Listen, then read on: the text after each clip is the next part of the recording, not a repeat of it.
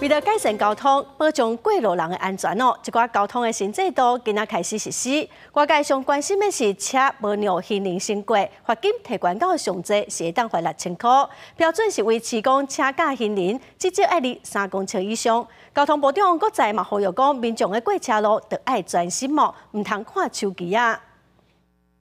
行路人闯过车路，涉及汽车弄着，类似的交通事故真多。要防止事故发生，那车辆驾驶爱提高警觉，行路人伫咧过车路的时阵嘛爱细致，避免违规。统计本市1至4月份当中，行人 A1 类交通事故，行人设有违规穿越的马路情形。 超越80%以上。为了改善行人交通权益，交通新制6月30开始实施5大修正重点：车辆无停让行人，罚款上济提高到6000；违规记点累计期间由半年延长到1年；无照驾驶的机车也是小型车，上悬会当罚到24000；车辆超速达到40公里，都认定是严重超速。增加13项民众检举违规项目。取缔标准还是用现在3公尺的一个方式啊，不能说因为停让，所以你滑手机或是任意穿越马路哈，这个部分在警察这边也会做一些取缔哈。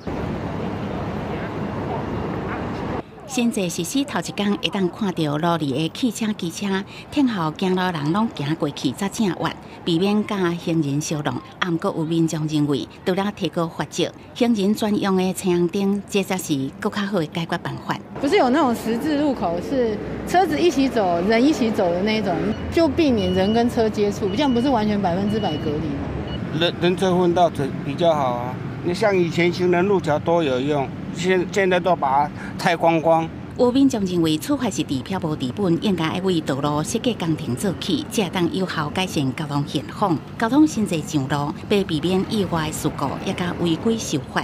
驾驶人爱更加注意相关的规定。记者综合报道。